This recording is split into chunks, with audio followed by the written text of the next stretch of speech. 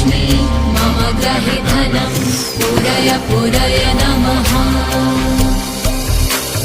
ॐ ह्रीं श्रीं क्लीं श्रीं कुबेराय अष्टलक्ष्मी मम ग्रहे धनं पूरय पूरय नमः। ॐ ह्रीं श्रीं क्लीं श्रीं कुबेराय अष्टलक्ष्मी मम ग्रहे धनं पूरय पूरय नमः।